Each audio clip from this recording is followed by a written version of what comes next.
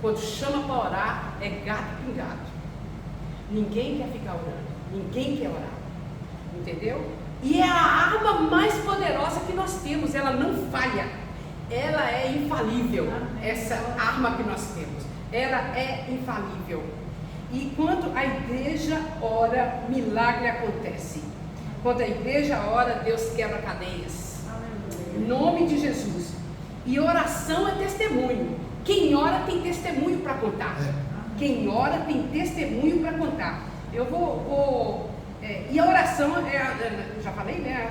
A chave do milagre. É a chave do milagre. E o guarda de Israel não dorme. Eu vou citar alguns exemplos aqui, depois eu vou ler. Só estou dando uma pincelada na oração aqui, vocês vão entender por quê. E do milagre que eu vou falar desse texto, nós vamos tirar alguns milagres que Deus fez na vida desse homem, porque tinha uma igreja orando. Amém. Tinha uma igreja orando. Então pode ser poucos aqui, entendeu? Mas tem uma igreja orando. Tem nós aqui que estamos orando. E Deus vai quebrar as cadeias e vai ter milagre, né? Lá Josafá, é por isso que é bom sempre trazer um papelzinho, né? Para vocês anotar os textos, que não dá para ler tudo, né? Então eu não vou ler tudo. Mas se o Samuel for muito rápido e colocar ali, tudo bem. 2 Crônicas 20, 18 e 22, lá fala de Josafá. Ele colocou o povo para colocar a boca no pó, porque ia ter uma guerra, e eles não tinham condições. Mas quando o povo, ali Josafá, colocou o povo para colocar a boca no pó, o Senhor entrou. Aleluia. O Senhor guerreou por eles, mas eles colocaram a boca no pó. E hoje em dia a gente tem muita preguiça, né? Até é lógico que Deus ouve de todo jeito, andando, sentado, deitado, de joelho. Mas é bom quebrar um pouco a carne, né? Ajoelhar mesmo, colocar lá a boca no pó e clamar o sangue de Jesus. Aleluia. Lá Lucas 18:1 também, Jesus disse em parábola sobre o dever de orar. Eu estou falando rápido, né, Samuel? Lucas 18:1. O dever de orar sempre e nunca esmurecer. Jesus falou isso ali, Lucas 18:1. Depois, depende que vocês não estão anotando, mas depois vocês leem, tudo bem. E lá em João 16:33 está escrito também: essas coisas vos tenho dito para que tenhais paz em mim. No mundo teremos aflições, mas tende bom ânimo, eu venci o mundo. Glória a Deus. Nós vamos ter aflições, nós temos aflições, né? Quando eu era pequena, eu falei assim, nossa, então nós temos Deus e não tem mais problema. Eu pensava assim quando eu era pequena, que não ia ter problema, mas Jesus não falou isso. Aceita Jesus, não vai ter problema. Muitos às vezes pregam assim, aceita Jesus. Nós temos problemas assim, mas quando a gente está com Ele, a gente pula. Ele pula com a gente, Ele vai com a gente, né? Ele vai com a gente, em nome de Jesus. Então é oração mesmo, é oração. Vocês vão ver o que aconteceu na vida. Outra coisa, outro exemplo, Isaac, ele orou incessantemente. Sabe o que é incessantemente? Todo dia Isaac orava. Isaac, ele é filho de Abraão, acho que todos sabem, né? Isaac, porque quando ele casou, Rebeca não podia ter filho. Ele orou 20 anos por Rebeca. 20 anos, sabe o que é isso? 20 anos. E às vezes a gente ora 1, 2 dias, já desanimou. Deus não escutou. Deus não escuta a minha oração. Eu não vou orar mais não. A gente já quer desanimar, mas Isaac orou incessantemente, lá na Bíblia fala, incessantemente, para ter filho. 20 anos ele orou pela a vida de Rebeca. E a irmã Sueli, quanto tempo nós oramos pelo seu filho, irmã Sueli? Quantos? Muitos anos. E eu me lembro quando eu estava lá no ciclo de oração, lá na Alemanha, em Munique. Meu Deus, ainda bem que eu tenho um bom tempo. E toda sexta-feira a gente orava por 2 filhos, eu posso falar, né, irmã? Que estavam presos. E a gente clamava toda sexta-feira pelo Felipe e pelo filho da irmã, eu não esqueci o nome. João. Toda sexta-feira. O Felipe já saiu, já há um bom tempo, né? E ali o Senhor guardou o Felipe na prisão. Lá ele aceitou Jesus. Eu não sei a sua história, mas o Senhor tirou o Felipe da prisão e tirou o filho dela da prisão. Ainda tem promessa do Senhor limpar o nome dele, porque Deus pode fazer qualquer coisa. Ele é poderoso, Ele pode fazer. E vocês não têm que ficar com vergonha da glória não, porque aqui não é proibido, não paga. Aleluia. Aleluia. Aleluia. Então, em Tiago 5,16 fala, a oração de um justo muito pode seus efeitos. Ah, vocês sabem, muito pode seus efeitos. Então, nós temos mesmo de estar orando, gente. Essa igreja só vai mudar quando todos estiverem focados na oração, pastor. Estiver focado na oração, pode ser o melhor pregador que vier aqui, o melhor cantor, não vai resolver o problema. Quando a gente ajoelha, o inferno estremece. Só na oração que faz o inferno estremecer. Você sabia, pastor? Nada, pode vir o Billy Graham já morreu. Mas pode vir não sei qual outro melhor pregador. Vai ter que pregar fulano de tal. Não adianta. Mas quando ora, as coisas acontecem. E você sabe qual o segredo de uma vida vitoriosa? Sabe o que é? Bíblia na mão, pés para trás, joelho dobrado e joelho no chão. Então, para a gente ter uma vida vitoriosa, quem não está pegando a Bíblia aí, Bíblia na mão, pé para trás e joelho no chão, você vai ter uma vida vitoriosa. Vai ter uma vida vitoriosa. E quando nós passamos pela Alemanha fora, só Deus mesmo que a gente pode falar. Se Deus não estivesse conosco, eu não sei o que tinha acontecido conosco. Ok? Então, uma pincelada sobre oração. E agora nós vamos ler o texto e vamos falar do milagre desse texto. E outra coisa, uma igreja intercessora. Intercessora.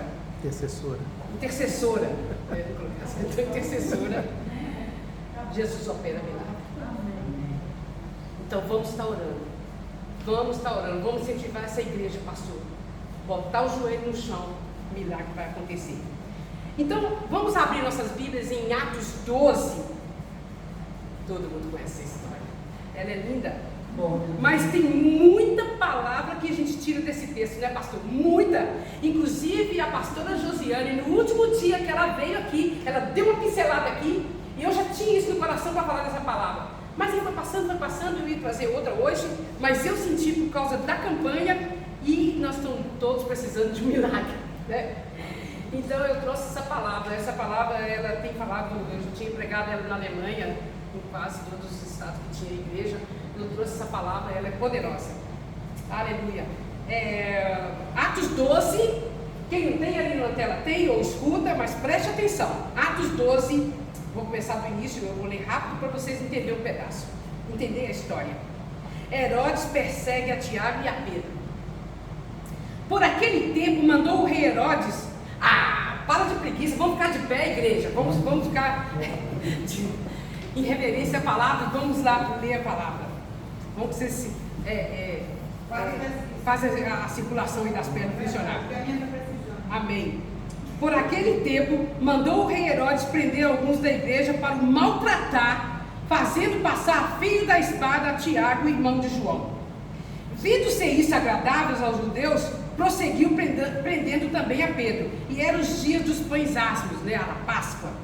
Tendo feito prender, lançou-o no cárcere, entregando-o a 4 escoltas de 4 soldados, cada uma, para o guardarem, tensionando apresentá-lo ao povo depois da Páscoa. Pedro, pois, estava guardado no cárcere, mas havia oração incessante. Na minha outra Bíblia fala contínua. Depois eu vou explicar. A Deus por parte da igreja a favor dele. Quando Herodes estava para apresentá-lo naquela mesma noite, Pedro dormia entre 2 soldados, acorrentado com 2 cadeias e sentinelas à porta guardavam o cárcere. Eis, porém, que sobreveio um anjo do Senhor e uma luz iluminou a prisão. E tocando ele ao lado de Pedro, e despertou, dizendo: levanta-te depressa. Então as cadeias caíram-lhe das mãos. Disse-lhe o anjo: ciste a calça e as sandálias. E ele assim o fez. Disse-lhe mais: põe a capa e segue-me. Então, saindo, o seguia, não sabendo que era real o que se fazia por meio do anjo. Parecia-lhe antes uma visão. Depois de terem passado a primeira e a segunda sentinela, chegaram ao portão de ferro que dava para a cidade, a qual se abriu automaticamente. E saindo, enveredaram por uma rua, e logo adiante o anjo se apartou dele. Então Pedro, caindo em si, disse: agora sei verdadeiramente que o Senhor enviou o seu anjo e me livrou da mão de Herodes e de toda a expectativa do povo judaico. Considerando ele a sua situação, resolveu ir à casa da Maria, mãe de João, cognado Marcos. Esse Marcos é o mesmo que escreveu o Evangelho, tá, gente? Marcos, que estavam congregados e oravam. Quando ele bateu ao postigo da porta, veio uma criada chamada Rode ver quem era. Reconhecendo a voz de Pedro, tão alegre ficou que nem o fez entrar, mas voltou correndo para anunciar que Pedro estava junto do portão. Eles disseram: estás louca? Ela, porém, persistia em afirmar que assim era. Então disseram: então é o seu anjo. Entretanto, Pedro continuava batendo. Então eles abriram e viram e ficaram atônitos. Ele, porém, fazendo-lhe o sinal com a mão para que se calasse, contou-lhe como o Senhor o tirara da prisão e acrescentou: anunciai isso a Tiago e aos irmãos. Esse é outro Tiago, tá, gente? O Tiago já foi decapitado. Esse é outro Tiago. E saindo, retirou o salto para outro lugar. Só isso, podeis aceitar. Só até aqui. Você sabe que Herodes, né, ele prendeu Tiago e mandou decapitar, e os judeus, então o Herodes ficou todo, foi bom, então ele foi, também pegou Pedro, né, porque ali, esse Herodes, ele tinha também uma conotação política e religiosa, por isso que os judeus ficaram muito, e foi bom para ele, né, tanto na política como no religioso, e essa motivação que Herodes teve. E deixa eu te falar, depois os pastores falam dos Herodes aí, eu vou falar mais ou menos de 4. Eram 4 Herodes, né? O primeiro, o grande Herodes, era o título, não é nome deles não, tá, gente? 4 Herodes que eu vou falar. O primeiro, o grande, aquele que mandou matar as crianças de Belém. Lembra quando Jesus nasceu? Esse o grande. Depois ele morreu. Veio outro Herodes, o Antipas. Lembra do Antipas? Que foi o Herodes que Jesus chamou ele de raposa, que ele que mandou, quando a menina dançou lá, e mandou decapitar João Batista. Esse Herodes é o Antipas, o segundo, né? E o terceiro, o terceiro Herodes aqui é o sobrinho de Antipas, o terceiro. E o quarto Herodes é o neto do Herodes, o grande. Esse Herodes é o Agripa I, que mandou matar Tiago. Agora eu vou falar dele. Ele mandou matar Tiago e mandou prender Pedro. É desse Herodes que eu estou falando, o Agripa. É só para vocês saber qual Herodes, né? Nós vamos ficar perdidos para saber qual Herodes que foi. Então tá. Olha, esse texto é muito lindo. Ali vou tirar alguns milagres que aconteceu aqui dentro, né? Dentro da prisão. Essa palavra contínua que tem em algumas bíblias, né? E essa aqui, a minha, tinha a palavra incessantemente. Contínua no hebraico, no grego, quer dizer, significa etnis, mais ou menos significado determinado, orando seriamente, orando com propósito. Então a igreja se reuniu na casa da irmã Maria. Hoje em dia é muito raro reunir para orar, né, pastor? Reúne para fazer chá, reúne para tomar café, reúne para almoçar, reúne para jantar, reúne para churrasco, mas é raro falar assim: vamos lá em casa, precisamos de estar orando por isso, por isso, por isso. Muito raro hoje em dia isso acontecer. Mas a igreja reuniu ali com um propósito, seriamente, para orar pelo Pedro. Pedro não tinha como sair dali, pastor. Eram 16 soldados que estava vigiando Pedro. Parecia que era esse da prisão máxima, esse maior criminoso do mundo, né? Tinha 16 soldados. Ainda Pedro estava acorrentado com 2 soldados. Porque já tinha acontecido, depois se você ler o livro de Atos, a história de Pedro já tinha acontecido alguma coisa. Então eles ficaram com medo de alguém lá, outros sair, ou Pedro fugir, ou alguma coisa, mas eles estavam ali guardando Pedro com 16 soldados, mas a igreja estava com o propósito de orar para que Pedro saísse da prisão. Era difícil, era. E se fosse a gente, já decapitou Tiago mesmo, agora não tem como, Pedro não tem como sair de lá. Mas eles não pensaram assim, eles decidiram orar, determinando sobre a saída de Pedro ali, para que ele fosse liberado ali daquela prisão, né? E tanto que quando ele bateu lá na casa da irmã Maria, né? Eles estavam orando ainda. E parece ser à noite, né? Que estava dormindo, né? Parece ser à noite. Que de manhã fala que Herodes, depois vocês continuarem lendo, vocês vão entender que aconteceu isso à noite, né? E quando eles estavam orando, quando Pedro bateu, eles estavam orando. Então eles tinham uma oração contínua, eles tinham uma determinação. Nós vamos orar por Pedro. É isso que nós estamos precisando de fazer. Nós temos que orar pelo o que está acontecendo na igreja. Nós temos que sair daqui. Que Deus abre uma porta certa, pastor. Certa, onde que vai ser bom para todos, né? E a gente não ficar agarrado só em um. Vamos orar o que o Senhor tem. Mas precisa da igreja estar orando. Não só pastores, né? Não só a direção, mas toda a igreja. Pena que hoje faltaram, né? Tem 4 famílias viajando. Tem uns que ficaram aí, né, por aí, mas tudo bem. Mas temos que colocar a igreja para orar, porque nós vamos ver o milagre, né? Então ali quando Pedro, né, estava ali batendo, e ele estava orando ainda. Então nós vamos falar de alguns milagres, né, que aconteceu dentro daquela prisão. Às vezes eles estavam orando, eles não estavam vendo o que estava acontecendo. Estavam? Não estavam vendo. Às vezes a gente ora, pastor, e a gente nossa, não estava acontecendo nada. Parece, todo mundo já falou isso. Parece que Deus não está me ouvindo. Todos já falaram isso. Eu estou orando por isso há muito tempo e não está acontecendo nada. Eles estavam orando. A Páscoa geralmente era 7 dias, né? Então eu creio, não sei se foi naqueles dias antes da Páscoa, foi, mas eu só sei que ele ia ser morto no outro dia, depois da Páscoa. Então, pelo menos 7 dias, todo dia, incessantemente, continuamente, eles estavam orando por Pedro. E às vezes a gente fala, então eles não estavam vendo nada que estava acontecendo.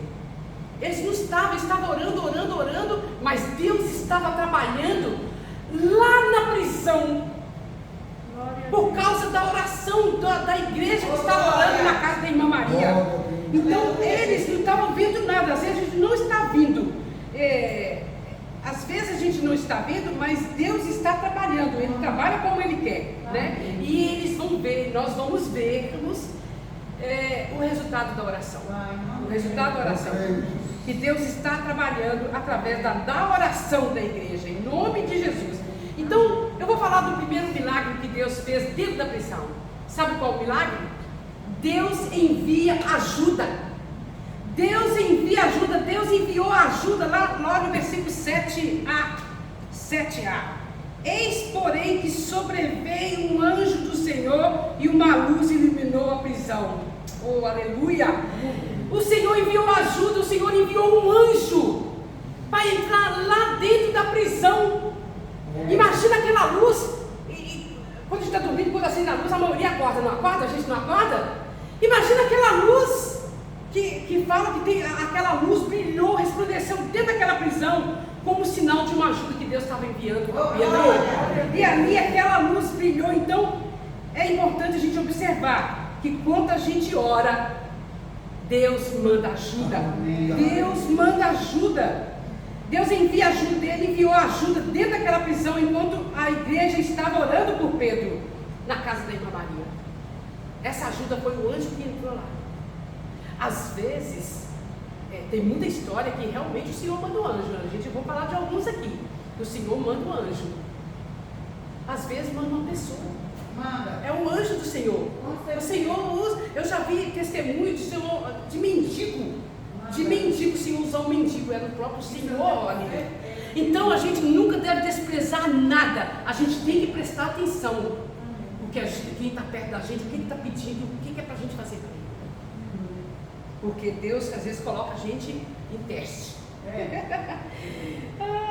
Olha, eu vou citar aqui Salmo 91. Quem está anotando, mas presta atenção. Olha o que Deus faz. Está escrito da segunda maneira, da segunda forma. Ele dará ordem a seus anjos ao nosso respeito para não tropeçar os nossos pés em pedras.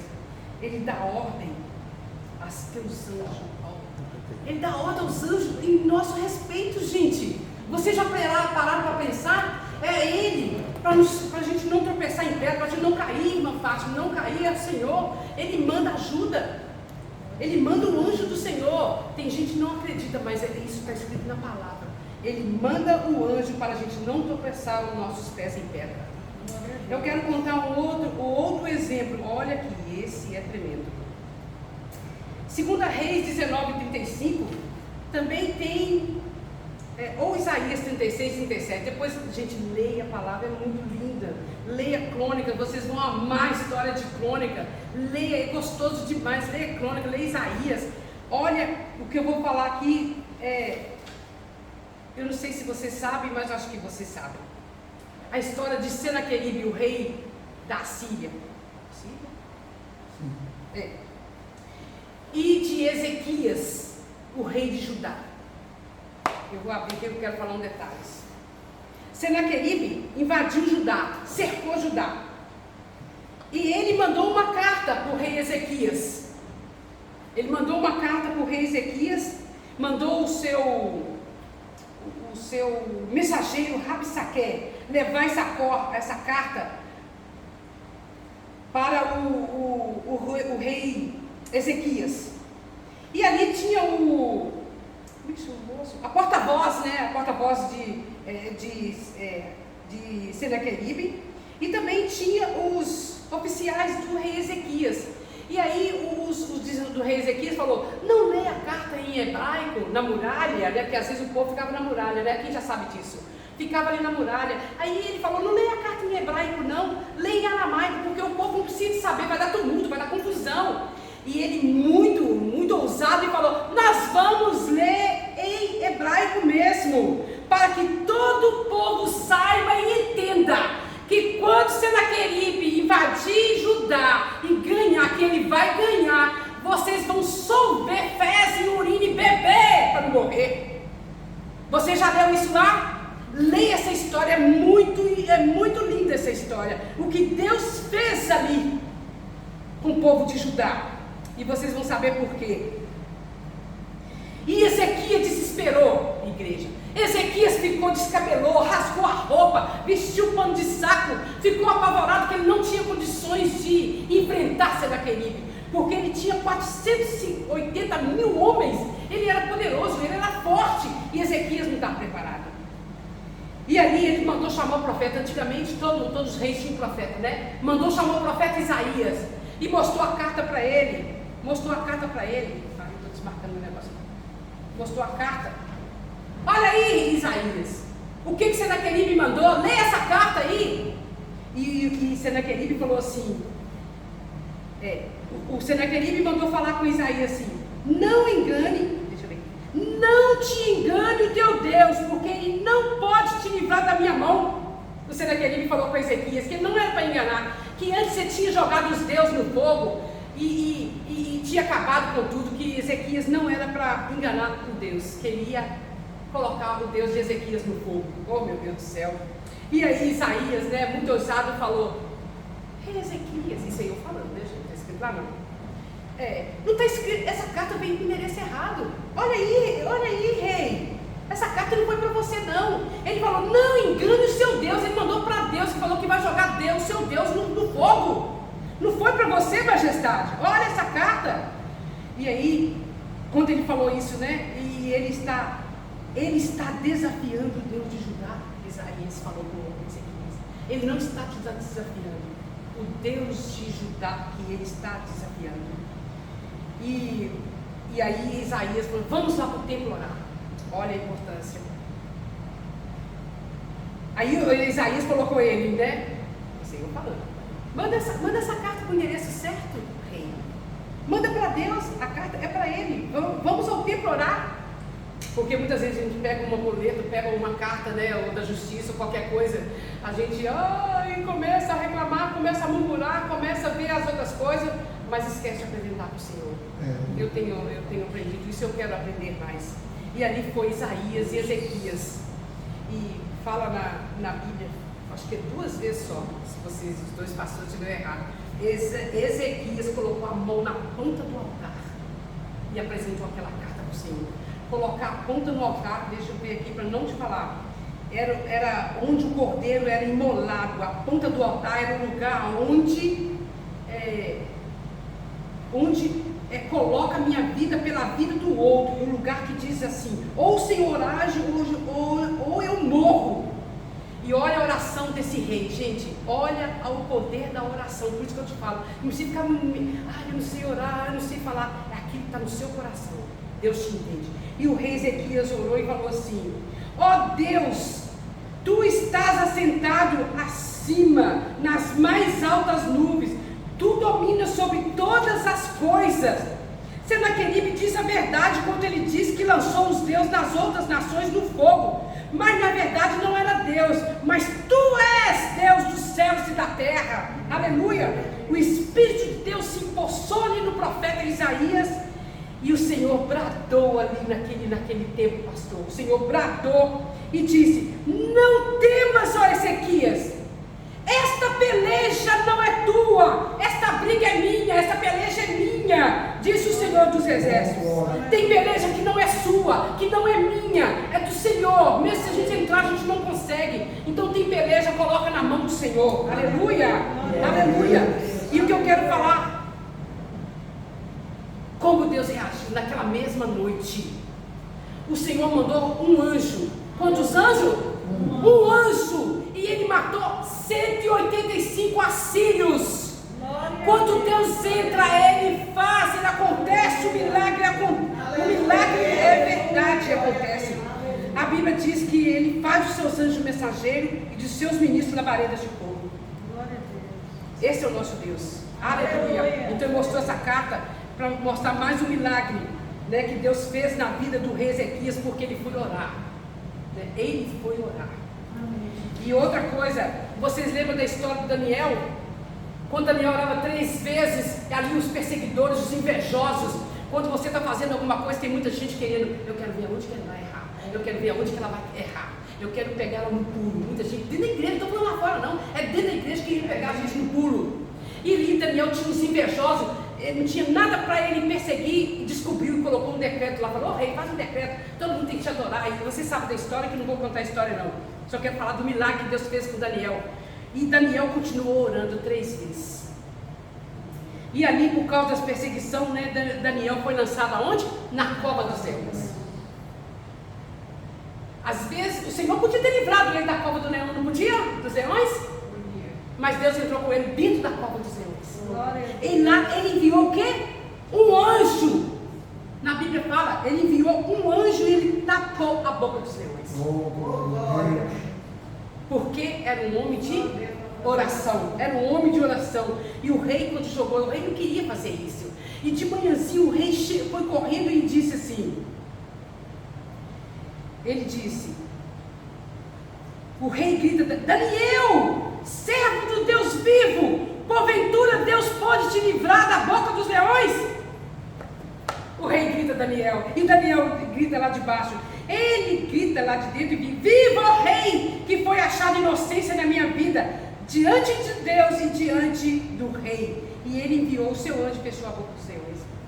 Então Deus enviou ajuda para Daniel, Deus enviou ajuda para o rei Ezequias, Deus envia ajuda para nós. Eu não sei que ajuda que vocês precisam, mas Deus envia ajuda. Às vezes vocês não estão vendo, mas Deus envia ajuda. Às vezes a ajuda não vem do marido, não vem da esposa, não vem da igreja, não vem dos pastores. Às vezes a ajuda não vem dos amigos, mas vem de Deus que não falha. Aleluia. Ele manda ajuda, Ele manda ajuda. Deus sempre vai enviar ajuda àqueles que estão orando. Amém. Tem essa diferença. Aqueles que estão orando, Deus envia ajuda. Deus não, Ele envia. Se a ajuda não vier da terra, Ele envia o seu anjo. Ele faz o que Ele quiser, mas Ele envia ajuda quando você clama. Aleluia! Então esse foi um dos milagres que aconteceu lá dentro da prisão. Ele enviou ajuda dentro daquela prisão.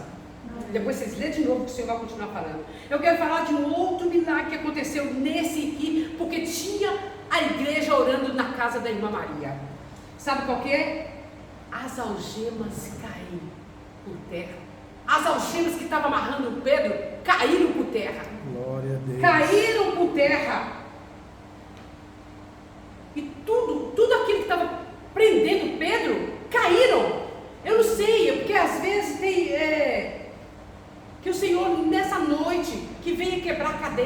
vem quebrar as algemas da família, da onde que for, que o Senhor vem quebrar as algemas hoje, em nome de Jesus, quebrar as cadeias. Em nome de Jesus. Em nome de Jesus, aleluia. Enquanto a gente ora, quando a gente está clamando a Deus, Deus vai derrubar por terra e quebrar tudo aquilo que está aprisionando a nossa família, que está prendendo a nossa família, que está prendendo, às vezes está orando, não é salva. Quantas vezes a gente faz um apelo, a pessoa fica parecendo estar amarrada na cadeira, porque não consegue, porque Satanás é sujo.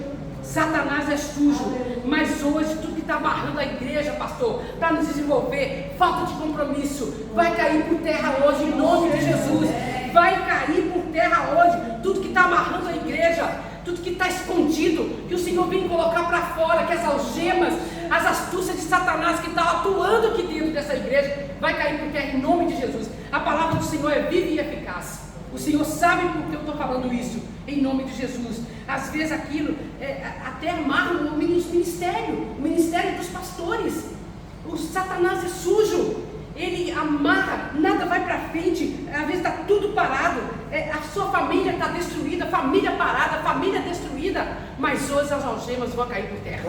Vai visitar onde que tem a sua família, se é aqui, se é no Brasil, aonde que estiver, que o Senhor possa lá mandar um anjo e quebrar as cadeias, quebrar as algemas, soltar o que está amarrado, soltar essas pessoas que estão amarradas, vendo sol, vendo água, vendo praia, vendo churrasco. Que o Senhor venha desamarrar, que o Senhor venha quebrar as cadeias hoje, em nome de Jesus, em nome de Jesus, aleluia, que caia por terra hoje, aleluia, oh, aleluia, e que está aprisionando a mente também, tem muitas mentes aprisionadas hoje em dia, aprisionada por Satanás, aprisionada, muita ansiedade, a ansiedade vai virando depressão, e as crianças estão nessa, os adolescentes, está todo mundo assim, é muito. E nós temos que continuar mesmo, pastor, quebrando as cadeias mesmo das nossas famílias, dos nossos filhos, em nome de Jesus. Porque o Senhor não nos deu filhos para vergonha. Lá em Isaías fala, eu esqueço às vezes, para abominação. Os nossos filhos são herança do Senhor, né? São herança do Senhor. Então esse foi um outro milagre que Deus fez ali. O Senhor quebrou, soltou as algemas, caíram por terra, tudo aquilo que estava aprisionando foi cair por terra. Ele estava amarrando Pedro, para Pedro não sair. As algemas caíram. E hoje, que as algemas possam cair da nossa família. Em nome de Jesus, aleluia. Esse foi um outro milagre que aconteceu ali. As algemas